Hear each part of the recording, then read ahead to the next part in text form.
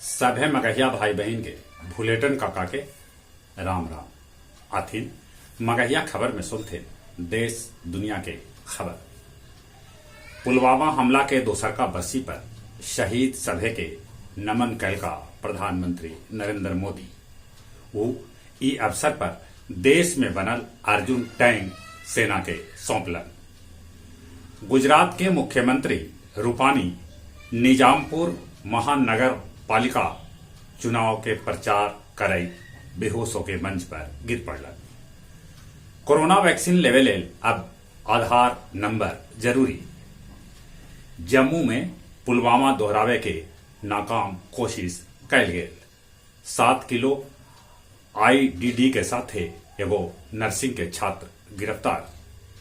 बिहार सरकार के शिक्षा विभाग के निर्णय की अप्रैल महीना से पहला क्लास से लेकर 10वां क्लास तक के लेकर के 3 महीना पिछला क्लास के पढ़ाई करावल जाए।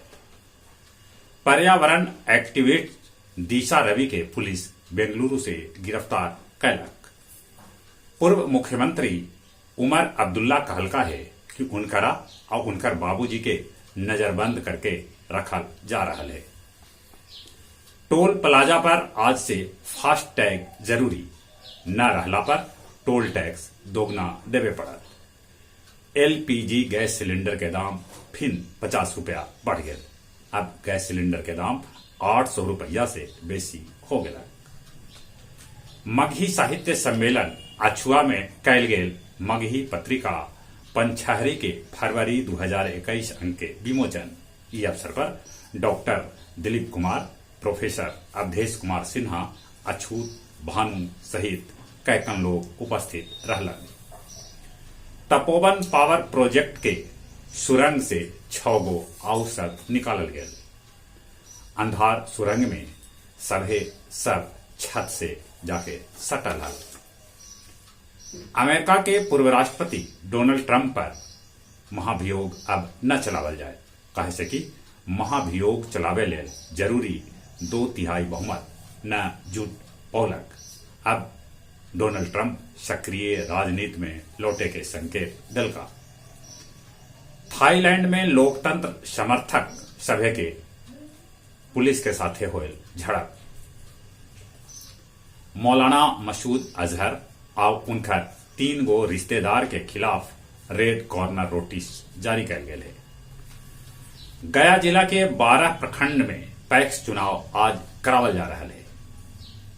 मध्य विद्यालय पिपराही गुरुआ में मनावल गेल शहीद जगदेव प्रसाद के जयंती समारोह, जरा में पूर्व विधायक रामचंद्र प्रसाद सिंह, मुखिया रंजीत कुमार, धनंजय कुमार, सत्येंद्र प्रसाद, डॉक्टर कपिल देव सहित कई लोग भाग लेलन।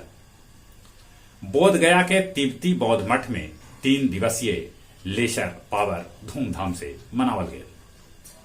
चाकंद में पकड़ल गेल 7 लाख रुपया के 2,996 बोतल दारू। सिल्की कॉटेज जीबी रोड गया में श्रद्धांजलि सभा के आयोजन कैल गेल, जरा में हास्य व्यंग्य के शायर सीन एंड मुकीत के दिल गेल श्रद्धांजलि। और अब कुछ खेल के समाचार। दोसर का टेस्ट में भारत के इंग्लैंड पर मजबूत पकड़। इंग्लैंड पहल का पारी में कुलम 134 रन बनौलक। इस तरह से भारत इंग्लैंड पर 249 रन के बढ़त प्राप्त कर लेलक।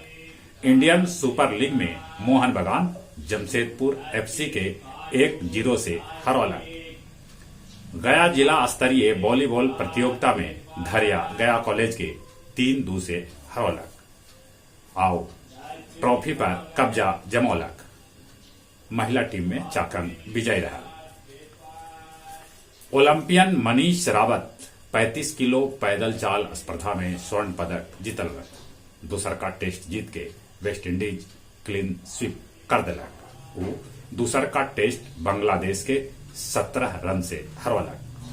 जेकोविच, सेरेना, ओसाका क्वार्टर फाइनल में ऑस्ट्रेलियाई ओपन के पहुंच गया। पाकिस्तान तीसर का T20 मैच दक्षिण अफ्रीका से जीत के 2-1 से आगे हो गया। जहां तक मौसम के सवाल है, मौसम खुला खुला है। धीरे धीरे ठंडा भाग रहा है। तैयो ठंडा से बचते, कोरोना से बचे लेल मुंह और नाक पर मास्क लगाते, सोशल डिस्टेंसिंग के पालन करते, बाहर से घरे आयला पर नीमन से हाथ साबुन से धोते। चली एक बार फिर से अपने सभी के भूलेठन काका के राम राम।